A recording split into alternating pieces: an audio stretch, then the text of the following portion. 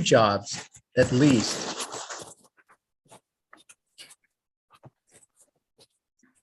So is Steve Cole taking over both of those jobs?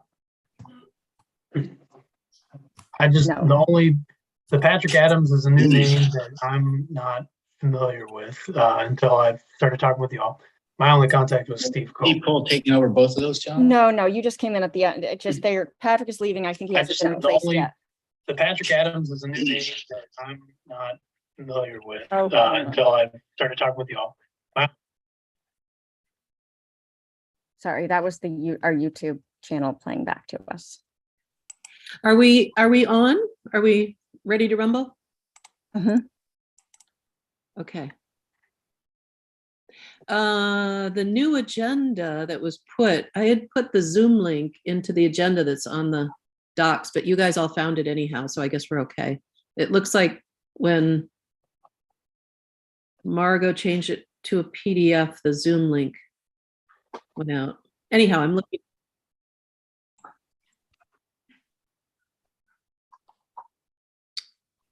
Okay. Hi, Anita. Okay, I guess we can start. It's 6:03, and I know that Will is not able to join us, and Andrew is off bicycling in Vermont, so he's on the road gathering ideas and evidence that he'll bring back and share with us all. I know Margot can't make it, so perhaps this will be a fairly quick and to the point meeting. The minutes, Margot was going to work on them because she was running the meeting last time and trying to write the minutes, and she was going to try to tend to them. It doesn't look like they're ready, so if you're okay, maybe we'll hold the minutes until our November meeting and work on them there. Does anybody want to take the minutes for this evening? And if not, I will go ahead and type as we're talking. It sounds like that's a pretty tough thing to do both at the same time. I can take some rough minutes and do the best. Did you want me to present them as a final version? No, if you drop them into the Google Docs folder for October when you're done, and then we can, then they don't have to be final at that point, but we'll make them final for November. Okay, there may be times when I'll interrupt and say, could you please explain what you just explained? Okay, Because thank you, Anita. I don't, sometimes the meeting, it kind of goes all over the place, and those are times I need a little help. And I see that Danny is here, Danny Solomon, and Allison. Oh, hi, Danny. So possibly a new member for Camden, is that right? Yep, I'm a coworker with Margot, so I'm sort of her informal proxy, I guess, today. But yeah, I'm interested in learning a little bit about what's going on here. So thanks for letting me join. Oh, appreciate it that you're here. Thank you. So you work at the hatchery? Yep. So I'm the hatchery coordinator. And so I don't know if everyone here knows what that is, but it's a new program at the high school. The centerpiece of it is a workshop, at least right now, with a lot of different tools. And the students that I've been working with, we've been focused on doing sort of what I've been calling like shop class 2.0 with a strong ecological and social focus to the work that we're doing. So we've been doing projects with Habitat and other organizations in the community. And we're also actually starting an ad hoc bike shop at the school. So there's a lot of the biker community, and I could potentially bring that to this conversation as well, get some of the students' input. Oh, that's great. So are you working with the mountain biking team on their bikes? Yep, there's a few mountain biker students who are in the hatchery with me that are spearheading this bike shop that we're gonna start. And is the hatchery down in the downstairs where they originally wanted to do the, well, I don't know what it was going to be called. Jane, help me out. I can't remember what that was supposed to be called downstairs. Oh, you're on mute. It's in the old industrial arts, Okay. one of the two industrial arts rooms, I guess, in the art wing. The concept hasn't really changed. It's just that it didn't really work out too well for the first couple of years, and now Danny's here and he's sort of jumped in and brought it back to life. So same Can I ask concept. a question? I know this is a digression, all this discussion, but is the hatchery a figurative term? Yes, Is the this about term. fish? Is this What's about that? Yeah, fish it's or not is- about is- fish. It's not about okay. chickens. No, yeah, it's about hatching ideas. This was the name that was given that I adopted when I arrived. But yeah, it's been taken off for the last year and so. So a lot more interest this year than at the beginning. So I'm Cool. very happy with how it's evolving. Yeah, that's great. Thank you. So you'll get an application in to the town office, I guess. It's Janice, right? Right, Allison? He would submit something to Janice. Is this for Camden? Yes. Okay. Yeah, but I mean, again, like anybody can participate in the meeting, so I wouldn't want like I don't know when pathways reappointments and new appointments and all that stuff is happening, but yeah, it's always good to put in applications, but I don't know if that's like an agenda item soon or not. So we had Margot put into the folder, and anybody can go look and to see who's representing pathways from each town and which spots are there. So maybe that's helpful. But I know in Rockport, it's sort of a rolling appointment. Okay, so the minutes we're going to work on next time, and bike racks alternative. Will was going to talk a little bit about some ideas that he was going to put in the idea folder, but he's not here and the ideas are not there. So let's. Hey, and Linda, before we move on, just real quick on the minutes, there was only one question. I know we're still working on them, but that's just to make them more clear. And all of us can add comments to the minutes. The minutes last time in September said that it was written, shirt tail pathway not able to be multi-use. Ask Paul Cartwright. Does anybody have any idea what that is talking about? Shirt tail pathway not able to be multi-use. Ask Paul Cartwright. So- I think that may have come from when I asked the question about whether anybody knew about the width of the sidewalk. That's that little short section of sidewalk between the tannery and Matthew John, and that's wide. And then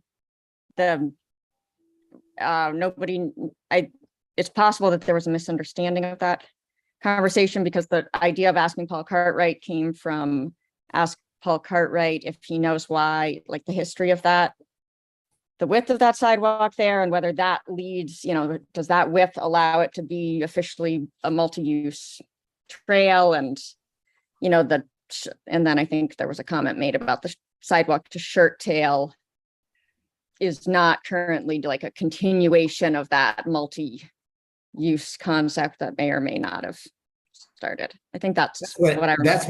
That's what I thought it was, Allison. It's where that big wall is and why it's so wide there. That's what I remembered. I just wanted to confirm. So I can tighten that up, and I'll see if I can do a little homework on that and see if I can figure out what that history is, because I don't think anybody was assigned that. I mean, it's really not that built by the town. The minutes just for just to reiterate, maybe also for Camden's purposes, if the Pathways Committee wants to, for their own use, do really, really detailed minutes of everything discussed, there's nothing wrong with that, but you don't have to. So for our purposes, like at the town, you can just very basic bullet points, and really all it needs to be is any action items. Anything that was voted on. So you don't have to torture yourself by trying to get the gist of every single thing discussed. Yeah, and I saw this as an action item, so I just wanted to clarify what that was. So yeah, thanks, Allison. Yeah, so I'll do that, and I'm What kind of 90. action I don't understand. What kind of action are you looking for? I don't understand what we're. All I just going to look for is to clarify whether that section just below your house, going down from Matthew John, or It goes yeah. from Rawson up to Thomas Street. Actually, up to Matthew John, right? It was Yeah. built by the town. It was not built by the Pathways Committee. We did not initiate that project. The town just built it, and it is wide enough.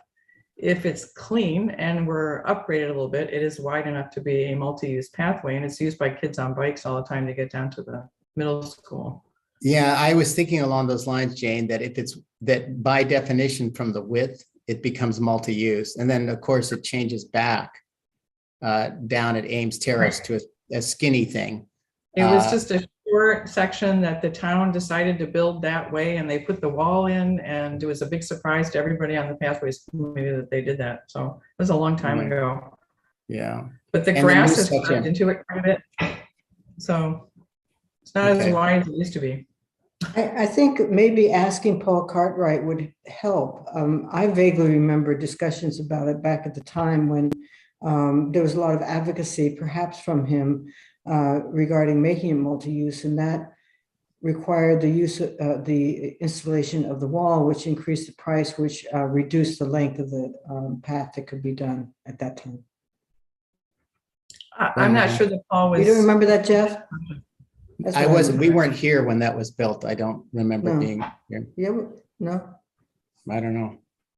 Anyway, the new section that's being built, constructed now is not that No. width, and it's The sidewalk. would never qualify for multi-use.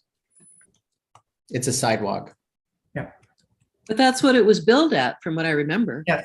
That's Yeah. correct. So bicyclists still don't have a safe way to get to Churchill. They can ride on the sidewalk. I mean, It's I'm not illegal. expecting that the sidewalk is going to have 5,000 people walking on it. So But officially it's illegal, isn't it? typically, it's my understanding that people in the town really don't make a thing about bicyclists riding on a sidewalk if they feel safer there. I'm sure that kids riding on a sidewalk is not really an issue. If they ride on the sidewalk all over downtown and around the school. So I'm not sure what the point would be to make an issue about it. I mean, it's 12. If you want to know the real rule in the ordinance, it's 12 and under can ride on the 12 and sidewalk. under. If you're Right. older than that, you're not. You're not Supposed supposed to, but It's You know, not. if you some- have to come in courtesy some to old get on the lady like sidewalk. me decides to ride on the sidewalk, I'm guessing nobody's gonna really care. But Right. I I'm just willing out of to- the way with when pedestrians come. And I've Can't never you- heard of can't you- anybody getting in trouble for it. Yeah, can't you just jump back and forth? Like when we were kids, we would just jump back and forth, right? yeah, So, okay, can we move on? Is that Yeah. okay? All right. So bike racks, let's just hold off on that. Oh, Route 90, my favorite topic. So Orion, do we have any progress on or updates on that part? A little bit. So we've talked, I've talked to a few people, as many, if not everybody here is familiar with Town of Rockport. They've got the Goose River Bridge that's in the process of being replaced. So we're already have another task force created to work on that aspect, which is leading into this bigger project, which is leading into another bigger project. So we're getting feedback from MDOT. MDOT is really interested in Route 90. So to strengthen that application that's going to go out, they want to see something that goes from the school down into the village. That'll strengthen that aspect. So that's being worked on. We'll see what comes of it. So I saw, and is this the going before voters in November? I thought I saw on an agenda. No, nothing. No, that's a TIF district. So the TIF district, that's going to take care of our sewer stuff, but also adding all kinds of other items into it, which is multi-use pathway along all of Route 90, lightability, everything that everybody wants. Yay. So as long as Excuse that me, Orion, I'm passes, confused about how to make notes on what you're saying. I'm not really following. When That's you okay. said MDOT wants to see something going from 90 to 10, I mean, if you just help me. MDOT is interested in multi-use aspects. I mean, they understand the transportation is predominantly vehicles, but they also want to incorporate bikeability into it. So they're really trying right now to work with local municipalities to accommodate those needs. So they're pushing on that front. A way to increase our odds in this grant proposal is to include a school that does not have sidewalks or bikeability to a library downtown. So that aspect of it. So where that school is going down 90 and up Pascal to the library, that strengthens our odds in the grant proposal for a study, a plan, and those natures. So in other words, you've got to use the right language in the grant app. Yeah, well, we also have to include a scope. So we have a map indicating what we're focusing on. And so right now, what we're focusing on, this is before the school. It was just pretty much in the village of Pascal all the way up to Grafton's, along there. And then out Route 90 to the high school. Yeah, that's we got a meeting upcoming. I'll talk with them and we'll see about adding that on to it. So that has. Is there an application you're aiming for or a submission time you're aiming for? No, A it's particular type rolling. of grant? Well, it's through MDOT and it's their Village Partnership Initiative program. And so in order to do that, you have to apply first for the Planning Partnership Initiative, which I know a few of you are familiar with. And they look at this and they say, okay, this qualifies you for the Village Partnership Initiative. So they kick you up into that category. So if it's not robust enough, then it'll just stick in the Planning Partnership Initiative and then they'll rule on if they're going to fund it or not. More than likely, I don't know how they'll do it, but I'm not sure. So yeah, go ahead. Sorry. Would that be like a wider shoulder on the road, or would that actually be a separate multi-use path? So the multi-use path on Route 90 that I talked about, that would be, so there would be a, choose your verbiage and what you want to call it, the section of grass, or what we'll probably do so that we don't have to mow it, is put some native landscaping in there so we don't have to worry about it. But there will be a break in between Route 90 and this multi-use path, but it will be close to it. It won't bleed back behind everything and then go to the school. We'll stay right on Route 90 and go up to 17. Two things, Orion. Who's One writing is, all that together? Who's putting all that together? The grant I am. application. Right now, I am. Right now, we got to get our TIF district passed for all of the multi-use paths. Once that passes, then I get to pursue everything else. So right now, the top priority is sewer. It doesn't make any sense to put a sidewalk in, then tear it all back up, then put sewer, and then put it all back together. So sewer's first, multi-use path is second. two things. They're not in conjunction with each other? There will be, but sewer, then sidewalk. Pathway. Okay. Pathway. Two things. Jeff. Sorry. Yeah. Two things. One is the word you're looking for, Orion, is called an esplanade. That's the one that's the good buzzword if you want to make a note of it. The other one is, it's the one BCM and BOT like to hear. And the other one is how can we help as the Pathways Committee you to initially in this sort of big picture proposal, add verbiage or whatever we need to do to help you put it in context and make a better proposal so we can bump up and get more money. It's the same marriage that we had in Camden when we got that downtown master plan put together. That's helped Camden get so much funding for a lot of the work down in town. Yeah, strong comprehensive plans, strong master plans. Those are big key things that help with all the grant funding, which is what we're trying to do in Rockport too. So how do we help you with that? Or do we just sit and wait? Well, right now it's kind of like I don't want us to do a bunch of work and then the TIF district doesn't pass and then we're kind of at square zero. So once that TIF district passes, then we'll restructure a few things. Because right now I'm just kind of lining everything up and then we'll go. So come November, then we'll identify the grants we can really pursue and go after, see if the MDOT has any additional funding that they're interested in and how it all really plays together. Well, for example, what we could do is do an article or a letter to the editor talking about when the vote comes up, why it would benefit the town in terms of walkability. That would be extremely helpful. Definitely.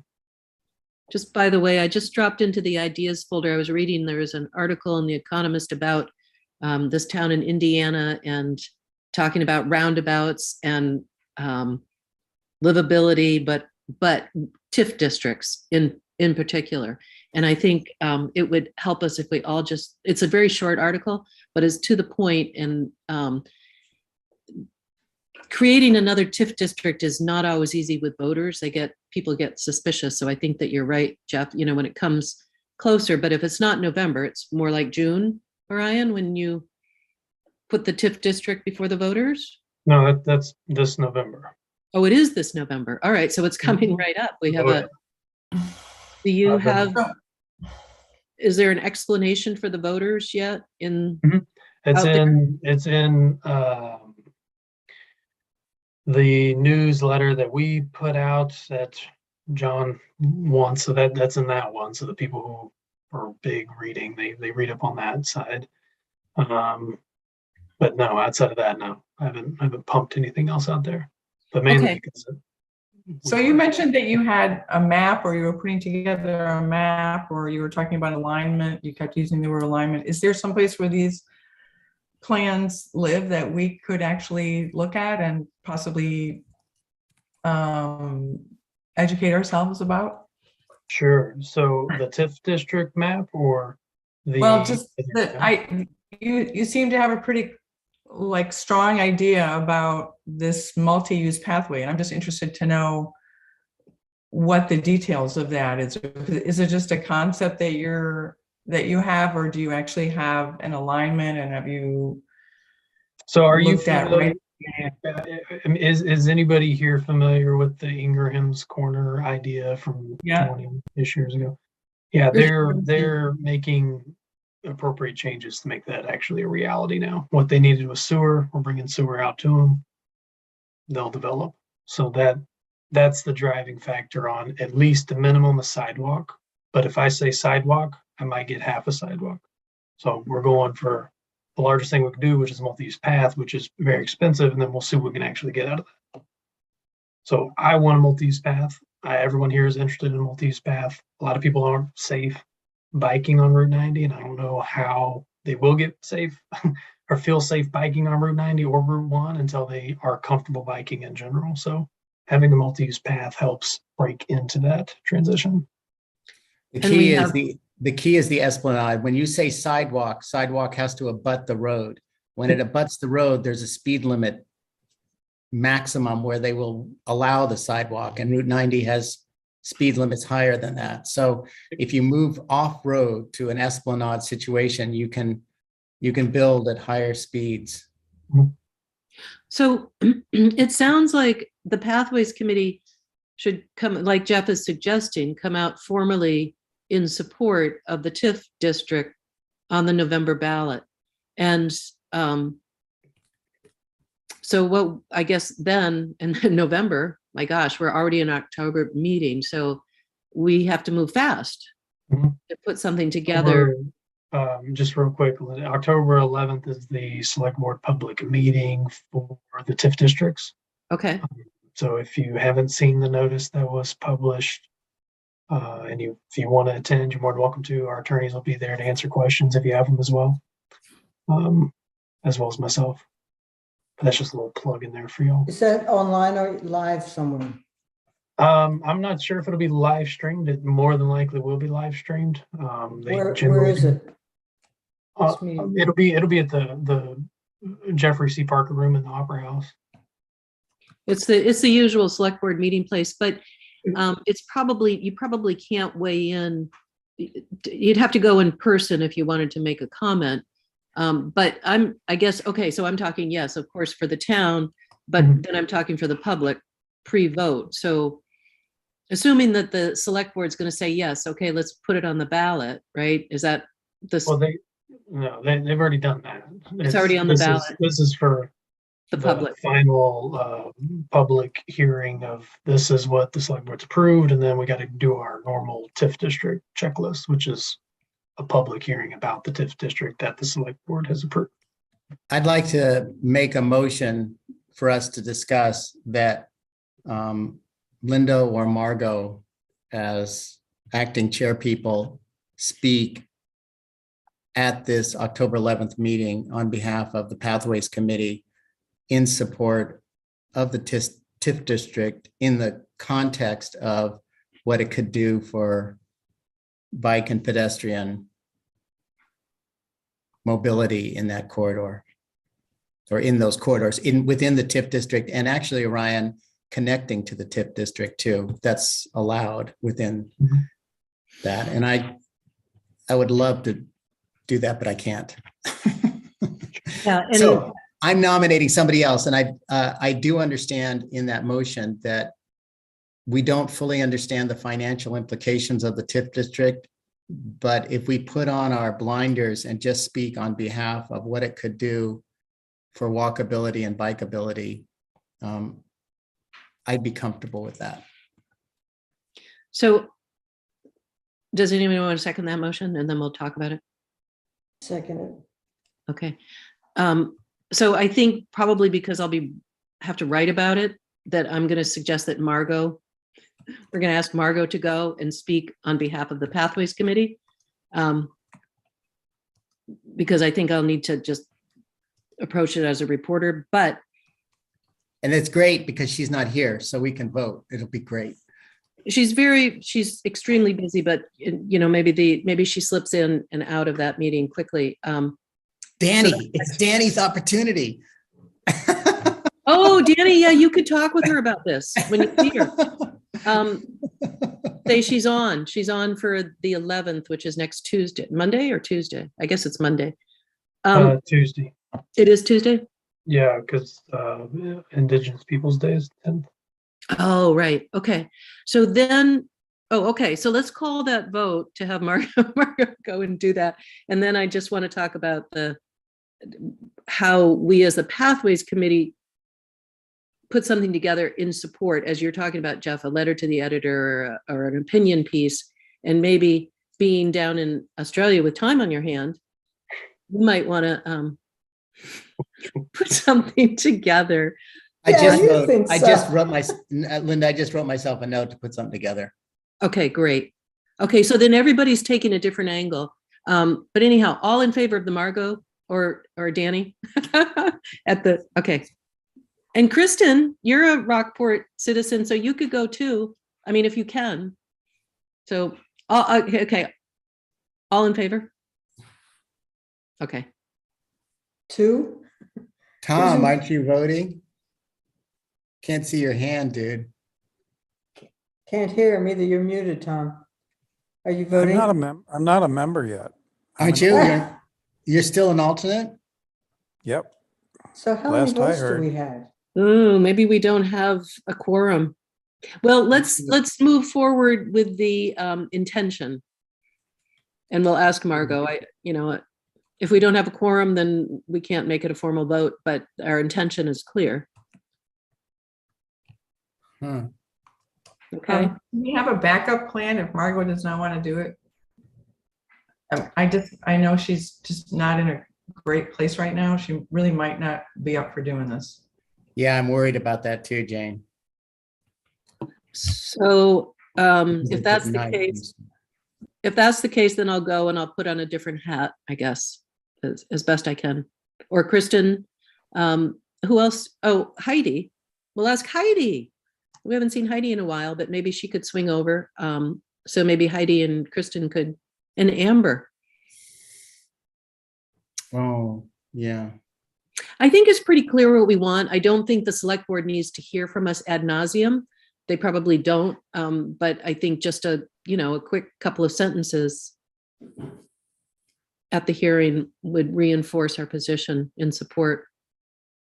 Just very condensed. It's important that our voice is added. And then Orion, sorry, where do we go? You've posted this over at the Rockport Town office, Rockport Town website under the planning department or under your page? If you go for the public notice, or where you're putting description of the TIF district where we would find information about what's happening. yes, you can go to my page, or you can just go to the front page, scroll down to where it says public notices, and you'll see TIF district proposals, Okay. downtown amendment, and Route 90 TIF district proposal. Could you repeat that, please? Sure. It's okay. It's okay, Anita. All you have to do is do a search and it comes right up, and it doesn't have to be in the minutes. It's okay. Allison, you want to say something? Yeah, I was just going to say, in terms of the comment about needing to be there in person in order to make an official comment, I wouldn't imagine that would be the case. Does Rockport have a procedure where somebody can write something and ask that it to be read into the record at the public hearing? Yeah. Yeah, we could do that. Sometimes that's just as effective. I just don't want anybody that's watching this to think like, oh, if I can't be there in person at a public hearing, I can't, Yeah. if they make a Just, statement, but you can write things usually.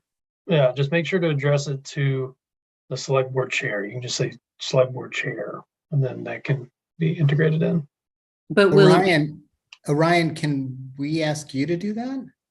Or is that inappropriate? What's I mean, mechanical? you can write something up and I can read it there. That's but I that's what can't- I meant. Yeah, I can't speak on your behalf. Well, let's do that. Let's just write it up for Orion to do it. And yeah, I So- can do that for you, Orion. People do It's- that with Jeremy quite a bit, our town planner, that, Jeremy will say, I received this and I was asked to read it, and he'll just, it happens quite a bit. that's great. I'll draft a very short paragraph up, run it past everybody, and then once it's okayed, I'll send it to you, Orion. Sounds good. And, Okay. and I think, Is this Rockport business? Why would Jeremy? it has nothing to do with Jeremy. No, It- Jeremy's not going to do it. He's just the same. He plays the same role in Camden as Orion plays in Rockport. Right. So I think we do want to be clear that we're supporting the TIF for the opportunity for pathways. It's not like we're endorsing the sewer extension or anything else, but we're You supporting. can. I know, but we shouldn't, right? That's know, right. That's why I'm saying it's just, we're putting on the blinders with Yeah. this particular aspect of why we support it. Yeah, that shouldn't be a big project. I can whip that up pretty quick. Great. Thank you, Jeff. Mhm. Well, that's great, Orion. Good for you guys for moving all of that forward and staying on top of it and warming our hearts with an esplanade. And we have the visual over on Route 1. By the way, Orion, you don't know who's responsible for, or Allison, for mowing the grass over there on Route 1, do you? It's already becoming a joke. Yeah, go ahead. Yeah, I mean, you're right. It's already becoming a joke. And it was recently decided that in Camden, it is Parks and Rec. Like, they do all the mowing. And they did sort of mow it the other day, the Camden portion. But so that would probably be something for Rockport to talk about too, before it becomes a joke. Although I think in Rockport, there's a little bit more of a portion of it that's like directly abutting there's less of an esplanade maybe, so. But I'm pretty sure we probably only mowed the Camden side, so. Long grass doesn't bother me, but people are commenting. Orion, do I need to get out there with my lawnmower, or what do you? No, you don't need to get out there with a lot more. So that's something that hasn't really been discussed, like who's responsible for it. So if you look into a residential area that has a sidewalk and there's a homeowner that owns it, they generally mow that side. So if there's a business on there, they would generally mow that too, because it helps their business. If the curb appeals is good, then it'll look great. People that are walking by, they'll feel comfortable. They'll want to go check out the business as well. So a little conversation with the business owners, trying to get them engaged in mowing that. And any spot that doesn't really have a business, then yeah, we'll have to figure something out, which we are discussing. Okay. It looks nice. The whole thing is beautiful. We haven't seen any photographs of it yet. I'm sorry. I'll send you photos. I'm sorry. Tomorrow, I'm on it. Thank you. Okay, thank you, Orion. Absolutely. Bike safety, Park Street. You guys talked about that in September pretty much, right? I think that was discussed. And that, I guess that kind of flows into the next, what I stuck on is the municipal budget cycles. And I know you talked about it in September. I didn't watch the whole meeting, but I think you talked about it. But it kind of occurred to me that if we as the Pathways Committee have some ideas, this is the time to really write them down and submit them to the Orion for Rockport.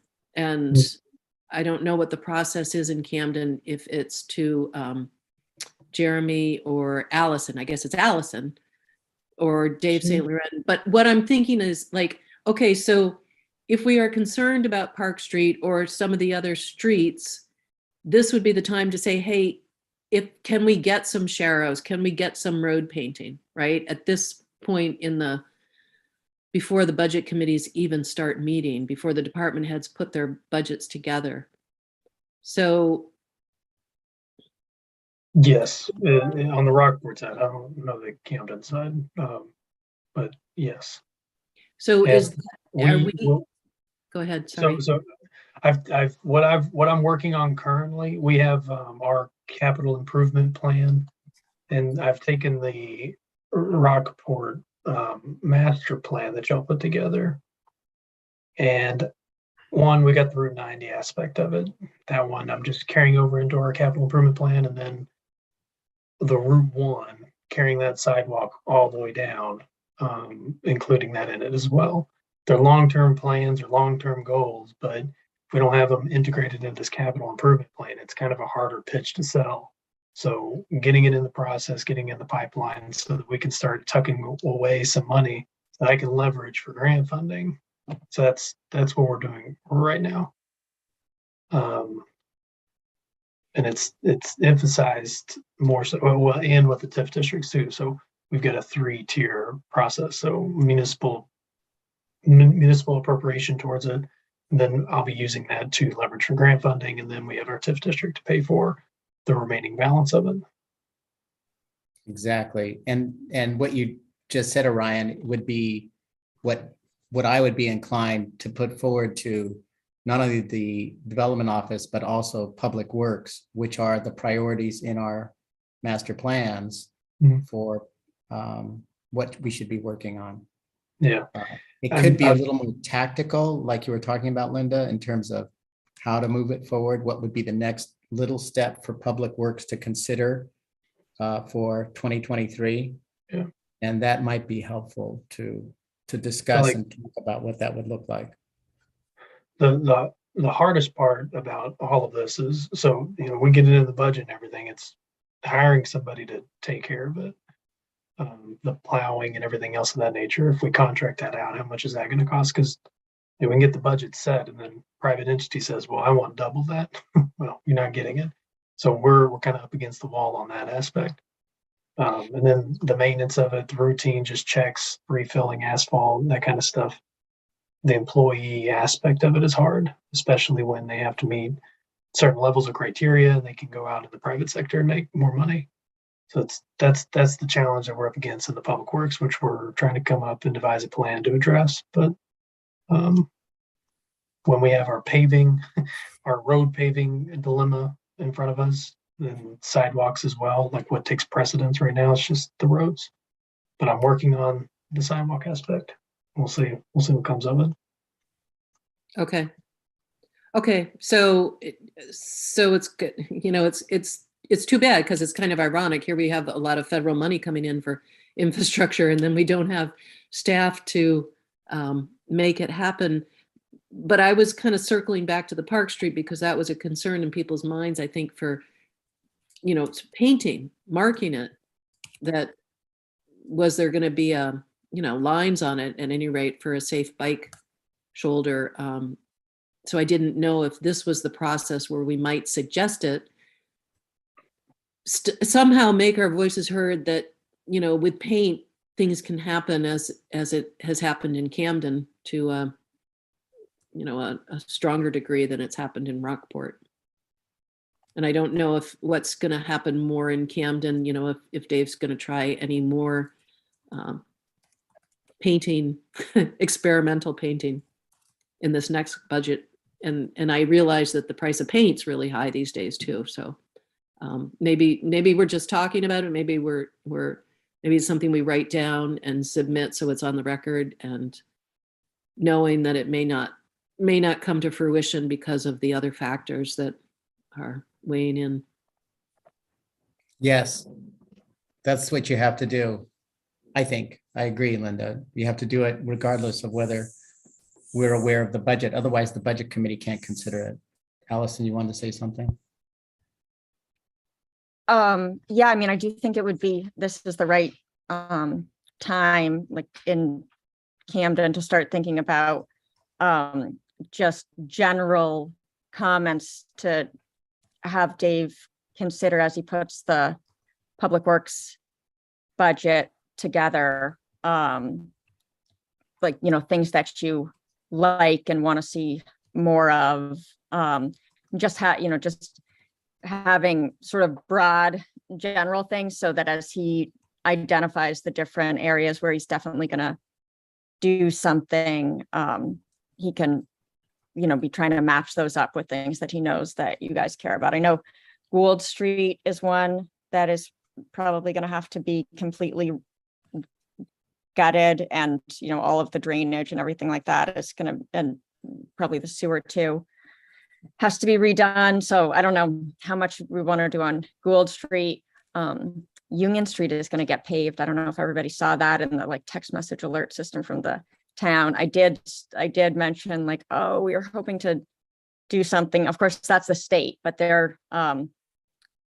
that's all a complete mess underneath it, but they're still just going to pave it one more year and get it through. I said that you guys, if Dave talks to them, that you guys had talked about wanting some kind of thing, like maybe Sharrow's there, or something.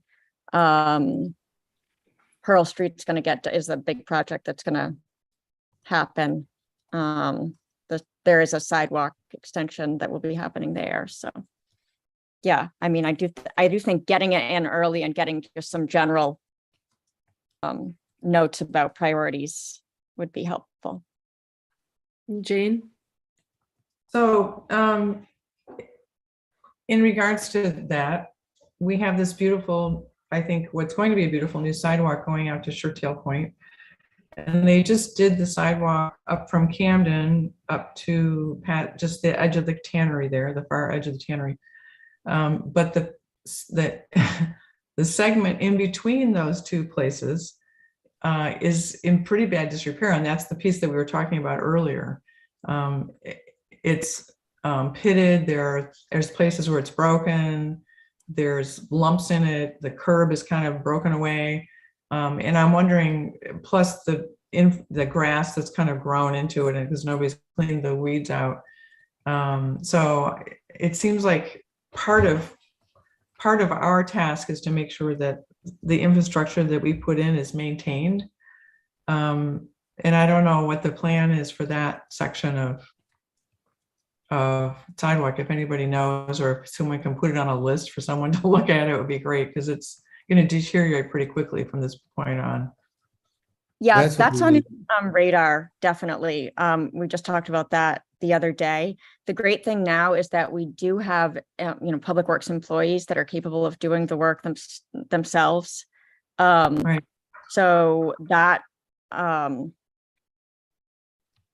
is definitely, that would be a good thing, that just to put in comments that, and it would be nice to include something like, it's so great to have the sidewalk, all the way from down to, that intersection downtown all the way to Shirt Tail. There's this little section that could be improved. I think, it is on his radar, but it would be good just to have, I'll be honest, we've gotten some intense pushback from a couple, there's not, most people are really happy about having the sidewalk there. But there are a few people that are just really, really difficult about it. I'm And aware. so it would be great just to have the Pathways Committee say, it is a goal for people to be able to walk safely all this way. And then, it would be complete if you just fix this one little part. Because they could do that themselves Yeah. without having to contract it out. So, sorry, Jane, go ahead. No, I'm all set. Does it make Oh. sense then to put into the Google Docs folder for November, and then we can keep working on it, a file for Rockport, a file for Camden? Jane, you go ahead and make some notes about what you just said in the Camden, and I'll drop some things into the Rockport, and we'll just finesse it and then plan to give it to our respective towns, pathway suggestions for the next budget cycle, or the 2024 budget cycle for Yeah, pathways priorities. pathways priorities, even though we Yeah. have, we have a work plan, but we're suggesting that these things, we have to be nimble too. And I keep thinking in my head, Park Street, what could be done there because the traffic is so fast. And what we need to do is then list out ideas, and then at the next meeting, we tighten it up and come up with what those priorities are. And Jane, if you can be real specific in terms of that particular section, I'm not super clear which section you're talking about. That's all messed up, but I have a feeling I know, but I'll let you do that. And Anita, don't worry about getting that particular section defined. I have a question. First of all, we're talking about putting maybe our comments that we'd like to have passed on to the two select boards as you're budgeting. We want to put those comments into the priorities folder or other sections of our Google Doc, but who would be responsible for transmitting them from that folder to where they need to go? Is that what you're suggesting, that it take that process? And another unrelated question is, I'm curious, Allison, about what is the basis of the pushback for the sidewalk that is being installed towards Shirt Tail? Oh, it's not that section so much. That's been really grueling too, actually, just in a different way. And the whole process that I don't think it's necessarily appropriate or helpful for me to get in, drag it all out here. But it's just, the major thing is that a lot of the time the town hears more from individuals who feel like a direct impact or something, or we hear more from people that are dislike something, the general direction of something, than we hear from people that are like, oh, look, the town's putting in a sidewalk. That's great. They just kind of think, oh, finally they're putting in a sidewalk, and they just go about their life feeling like things are headed in the right direction. And so, unfortunately, some of that just like basic feedback of we like sidewalks doesn't make it to the people that have to decide whether there's enough bandwidth to take on one more project next year. So, just looking for, I think the message I'm trying to convey is to look for opportunities to provide positive feedback, both to select board and to staff, that you see that are good, because a lot of the time it depends on some staff person being willing to be flexible in the moment and see an opportunity and say, hey, this jives with the general direction that we're trying to go in. And so they'll just quickly go out there and try to work something in. And it doesn't always come down to like perfectly set planning, but they just have to feel like they're going to be supported when there is an opportunity to move forward with something, to try to push for it. So Yeah, I agree. And so we can just start these 2 documents, and then we'll next month we'll worry about how the process works, Anita. But I think the ideas first would be great, and we'll keep them within reason, Orion, don't worry. Okay. Let's see, new business. Oh, the stop and go.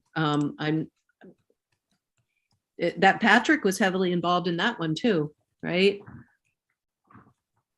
Yeah, so we're gonna have a workshop. Did everybody see that? Mm-mm. And we put down 2 possible dates for a workshop. By the end of the meeting, I'll check and see if we've actually set a date or not.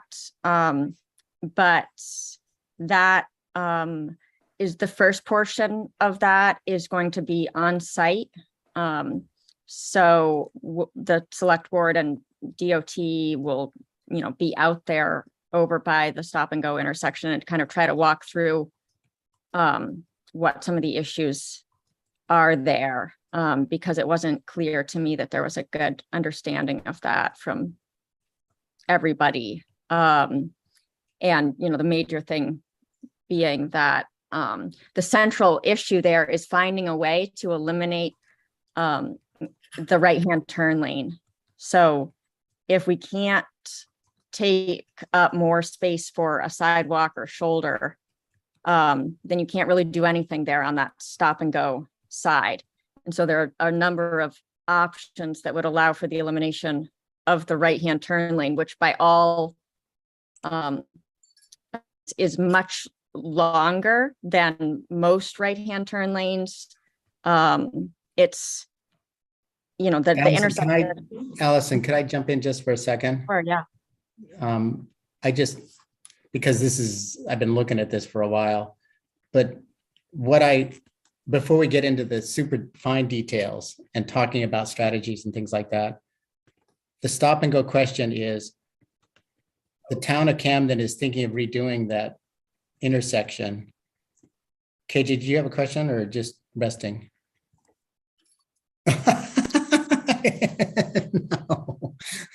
No.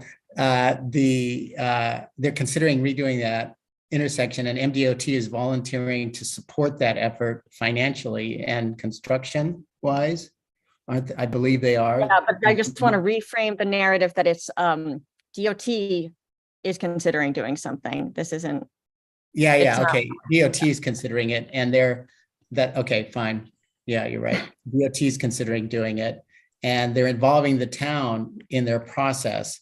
And they presented a very long report. And the question that I think we as a committee have to decide is, is there a role for Pathways Committee to come up with input on that? And do we want to? Because when I listened to and then read the report, it was all about how to reduce the wait time for cars and how to improve the safety for cars. And there was a little bit of a tip of the hat every once in a while for bikes and peds, but not much. And to me, it seems like we need another voice out there and more brains thinking about how that intersection affects pedestrian and bike traffic.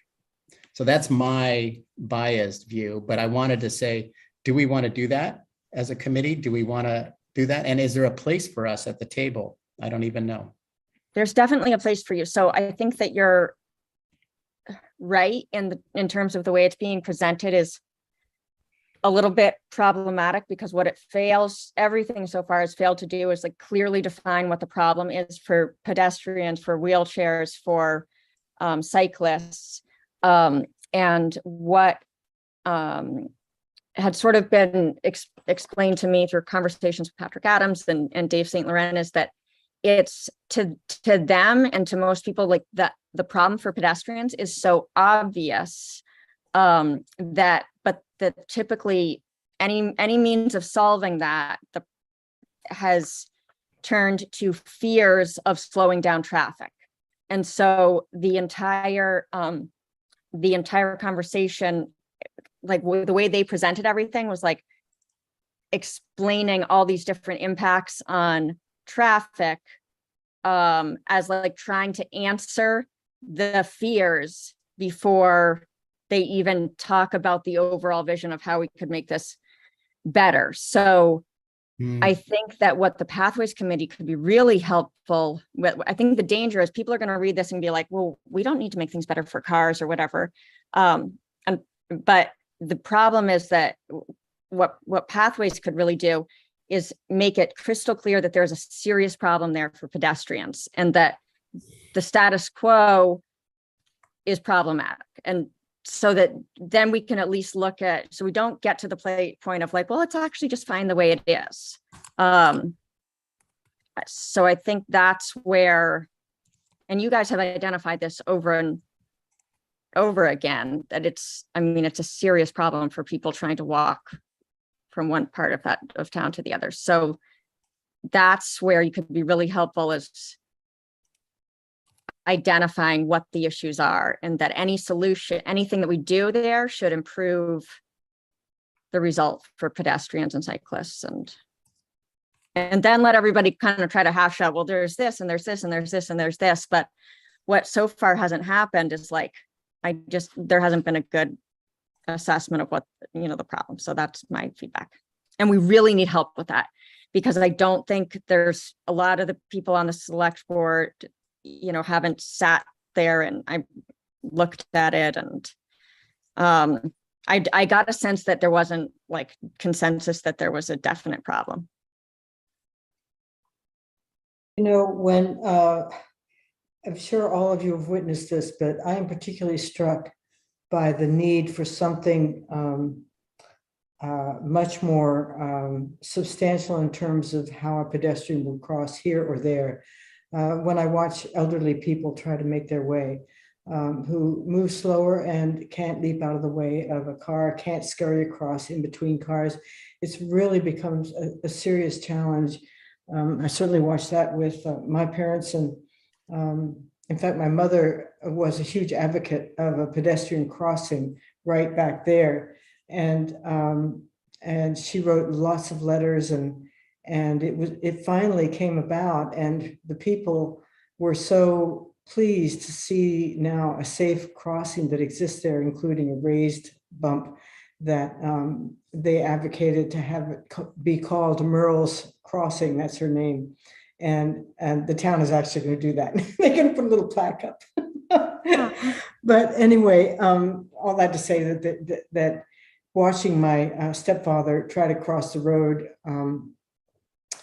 it was really scary. And when I think about the intersection we're talking about and an elderly person trying to get across there, it really makes it clear to me how important it is to have something very clear, where they can feel at least a little safer trying to find their way across the road. So yeah, I would really strongly advocate for getting that word across. Yeah, just helping everybody understand the issue. Then there's the plowing issue. The way it is right now, we can't plow those sidewalks as it gets, narrow down there. Then you have some people saying, well, no, you can just go, you can cross at Free Street, and then you can go down, and then you can cross Route 1, and then you can go over to the Elm Street School, and then cross to stop and go that way, in this like really convoluted thing that you have to kind of know ahead of time that would be the way out of the maze.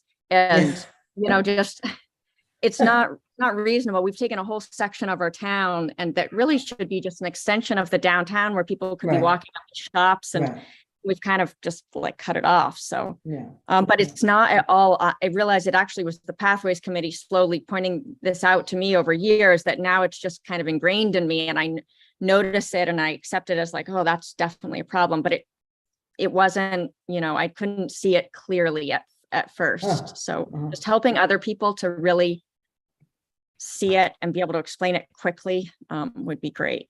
Are you advocating here again for letters to the editor, or direct advocacy with DOT, or all No, of the the above? select board. So DOT gets it, because they say any of these solutions that they've come up with, would facilitate pedestrian crossings and sidewalks, and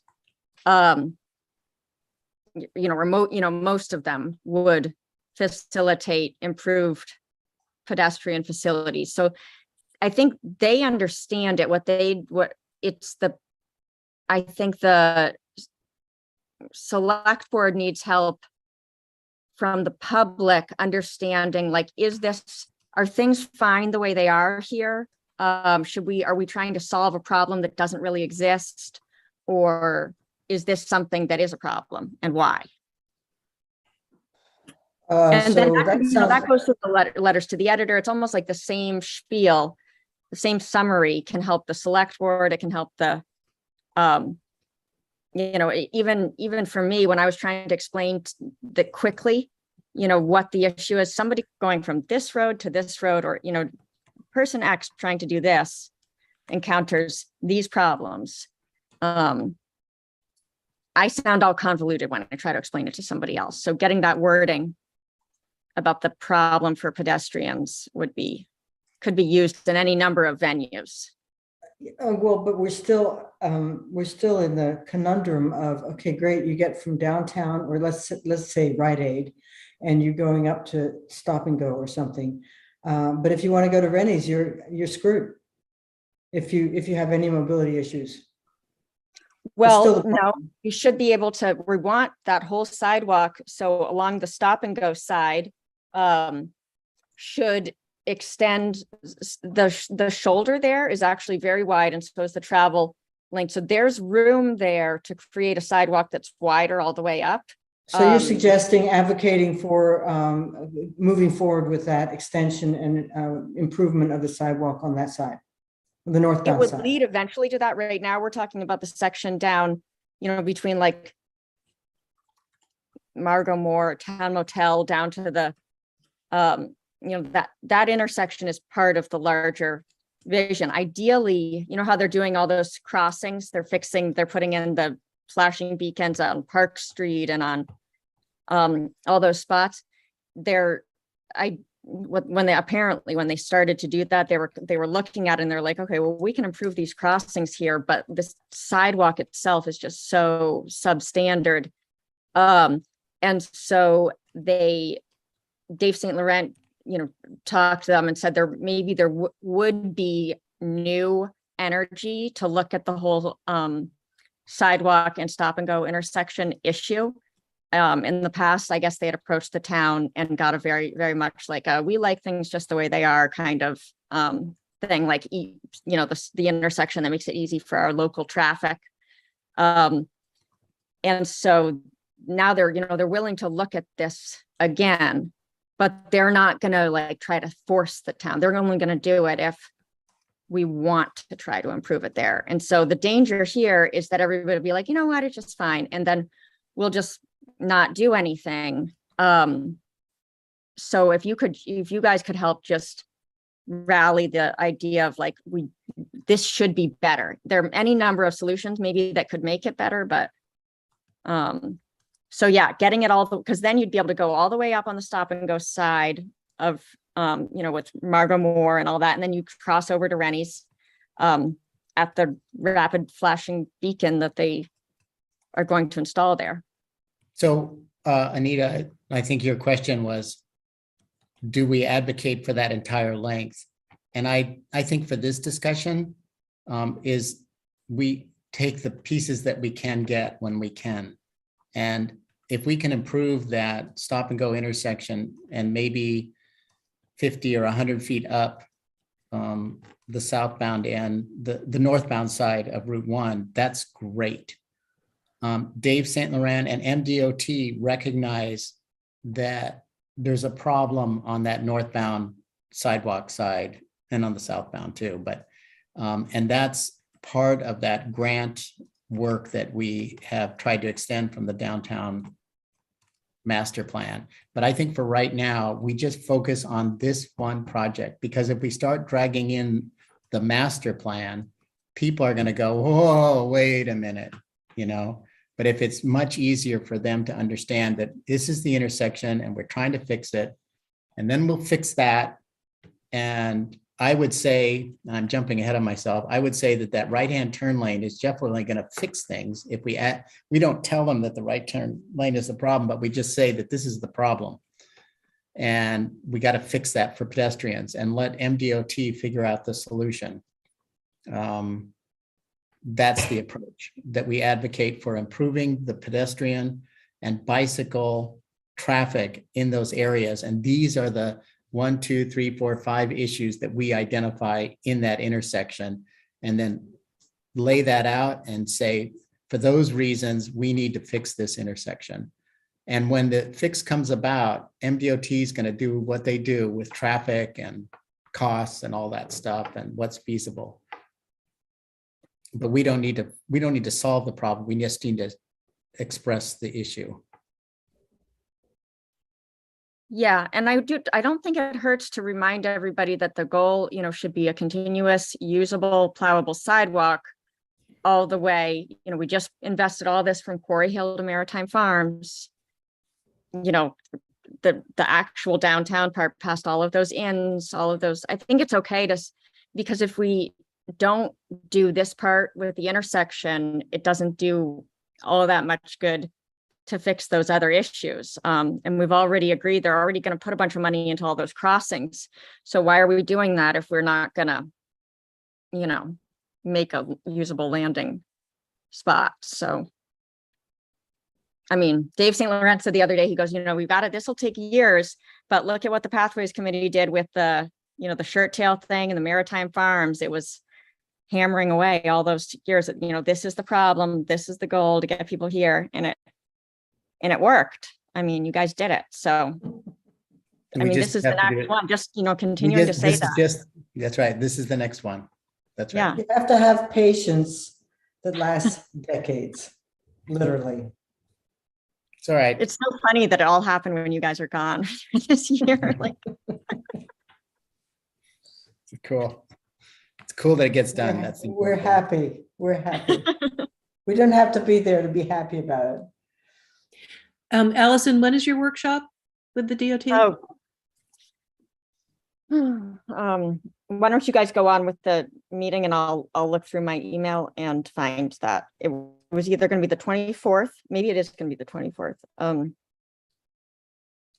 think that was our first choice. Okay, it's coming up though, towards the end of October. Mm-hmm. Okay. So the last item on the agenda is, again, Jeff, you brought this one up, the design and engineering with the grant for the river, McGonagall River. No, you're muted. Can't you muted, Jeff?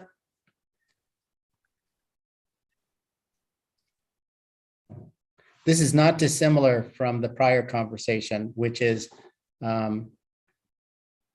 there's a large grant coming in, and it will definitely, planning and design has and will continue to involve the Riverwalk. And this is sort of a question a little bit to you, Allison, but also a question to the committee, which is what do we see our role, and do we need to become more active within that committee, or the committee that's formed, the planning community committee that relates to this grant and how to move forward. So that's what I was thinking about. It's like, oh my gosh, this is so incredible, Allison. And now we really need to help. And how does that look? So the grant includes, we have already done some, the previous grant did some design work as a initial 50%, one basic concepts for where the Riverwalk would go. And they put, have you seen that, Jeff, the documents where, it shows really exactly what you sent to them in terms of where the Riverwalk would go and options A and B. And so, yeah, I mean, that's where there's a huge opportunity here to to get that portion of the Riverwalk that would go, especially from like the Knowlton Street Dam back behind the middle school, and fixing the part like through the skate park and kind of integrating all of that. And so I think advocating, just reminding everybody what to answer it quickly, there's nothing like imminent. This committee that has started, they're kind of just getting their bearings. But I do think that somebody writing up something, reminding everybody about the Riverwalk and what has been accomplished so far, sort of in a concise way. There's a lot that's been written about the Riverwalk, but it's like pulling from different places and different documents. So if there was something that were just like a one pager, like this is the Riverwalk, this is how far we've gotten, and so that it could bring everybody up to speed really quickly. I still find I'm constantly telling, even select board members, this is this section and this is that section. And a lot of people don't know where they exist. So that would be a helpful thing, especially FB Environmental is working with this committee. And basically their goal is going to be to figure out, what are the questions that the community has about all aspects of the project, which things have been answered and which things haven't been answered, what are the options? And so making sure that, some of those questions are, what are the implications for the Riverwalk project here or there? So you could submit, FB even doesn't, they're just figuring things out too. I took them and showed them a bunch of sections of the Riverwalk where they dead end, but having a document that just explains that vision and where it came from and where it's going would be helpful, I think, to be able to submit to the committee and to the consultants. And also what would be helpful is familiarizing yourselves a little bit with the grant funding source. So there are, because we're a pipeline project for the National Fish and Wildlife Foundation's National Coastal Resilience Fund.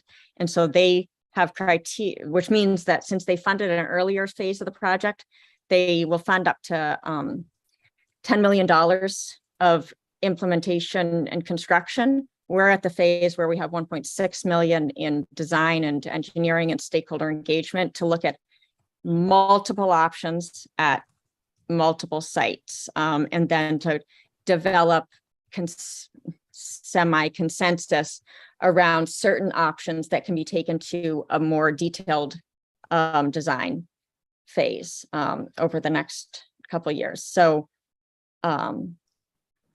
familiarizing yourself with the funding source and the types of things that they fund and don't fund and sort of the overall goals would make any input like even more meaningful, because ultimately in as many places as possible, we'd like to set ourselves up for the design that the designs that the community comes up with as, preferable. We'd like them to be as fundable as possible too.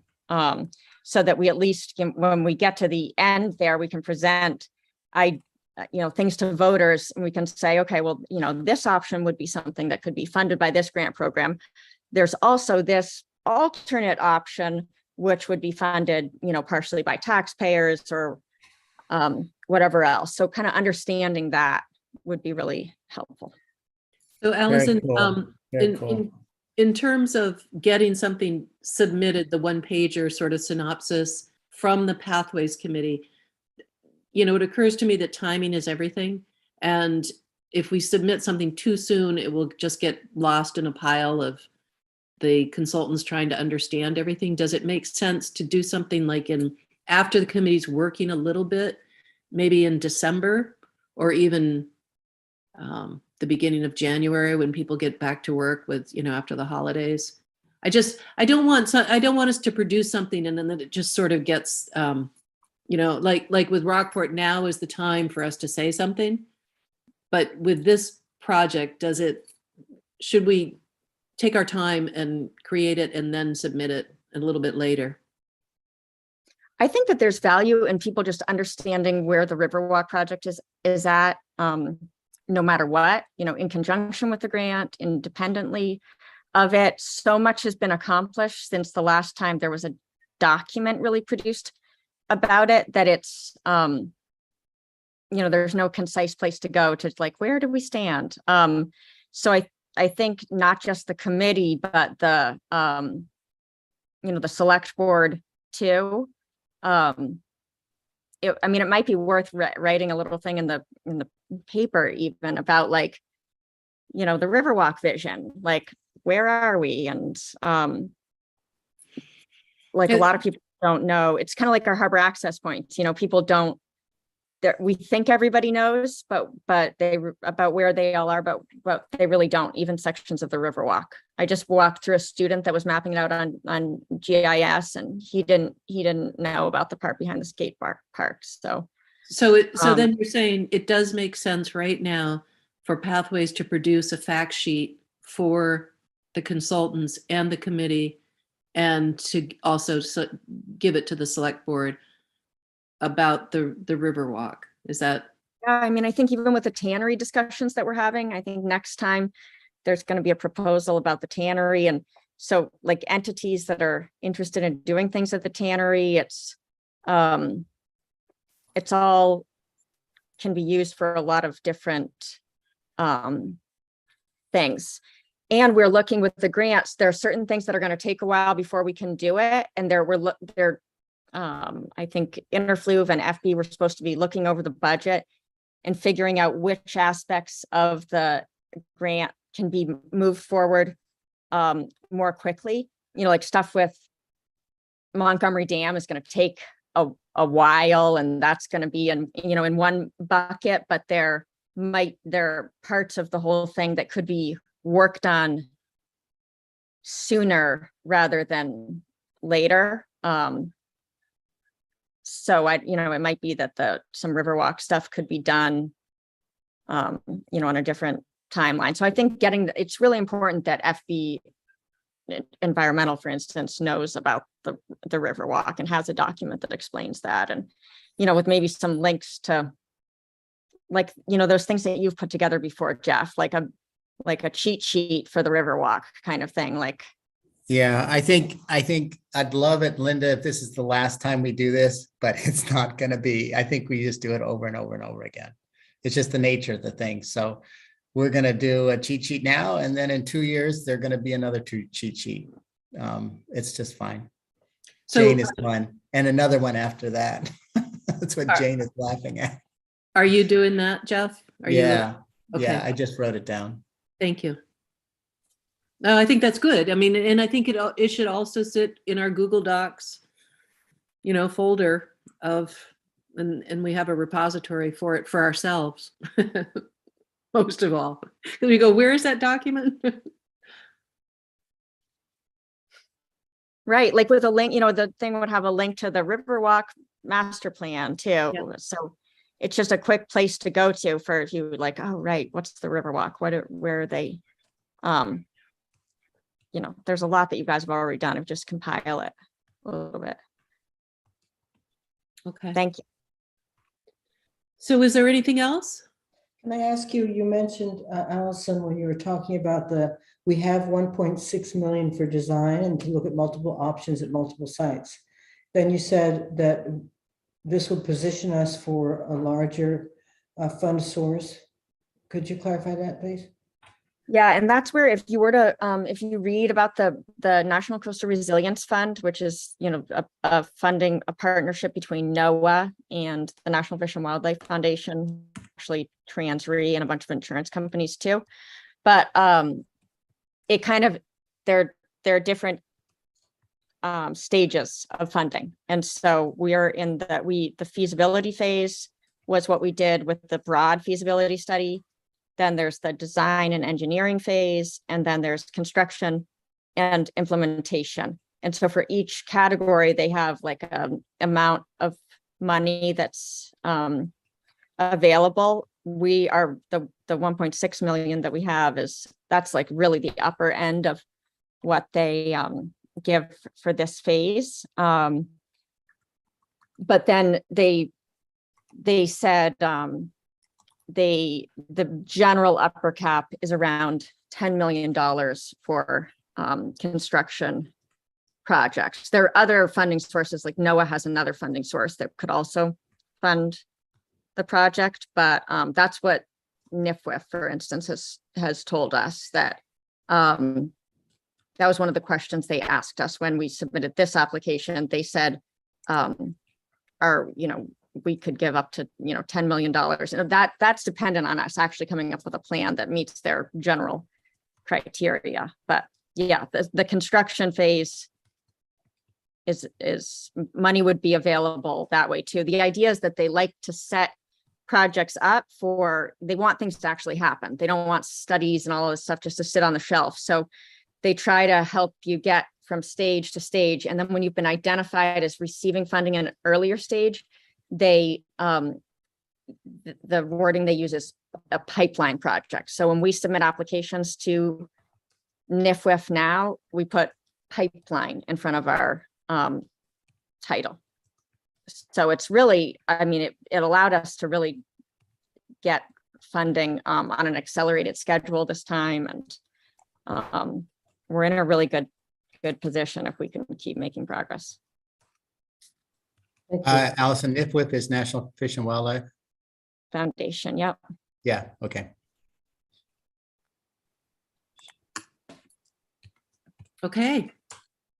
Anybody else have anything? Are we going to conclude early tonight?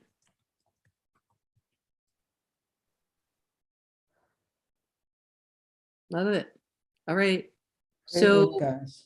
Anita, thank you for doing the minutes. Much appreciated. And we'll have our to-do list. Jeff's got the bulk of it. Poor Jeff, as usual. Do you want, is there any volunteer to take this more extensive set of notes and put it into a form that is acceptable, Jane? No, I'll do it, Anita. I can do it. Linda? Yeah, Okay. just if you drop it in and then we'll have it for November. Yeah, but what I'm asking is, who does the polishing? You want me to go ahead and do the polishing before I drop it in? I'll Because do it's the going to be polishing. longer than Allison said you need, the select board needs and so on.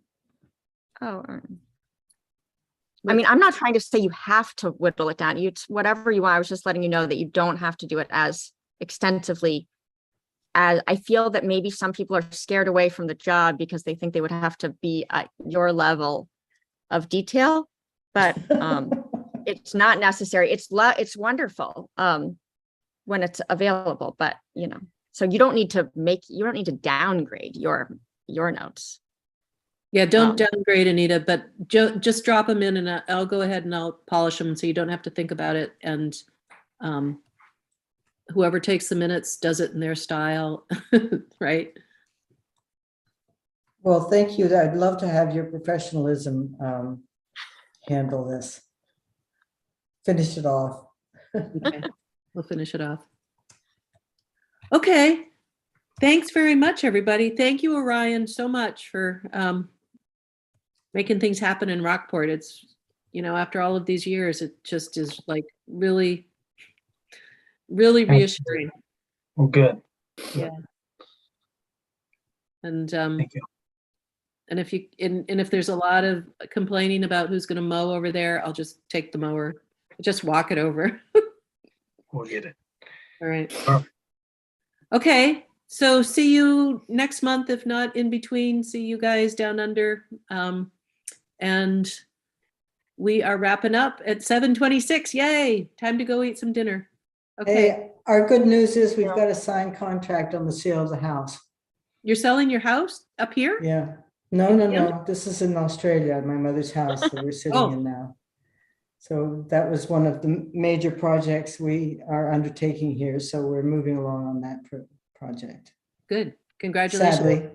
Is the real estate market as hot down there as it is here? Or was? Well, the interest rates have increased, so that's cooled the market. Yeah. Same thing. Huh? Oh, you stopped that, Allison? I did. Bye. Okay, all right. See you guys. Keep Thank you. talking. Sorry, just- Oh, you I just just stopped stopped the it. Okay. cloud recording. That's all. You're still on YouTube, actually. I just stopped the recording to the Zoom cloud. Oh, Yeah, the real estate market here, as I said, is cooling from last year because of the increase in the mortgage rates, interest rates. what's the interest rate right now there? Jeff, do you remember?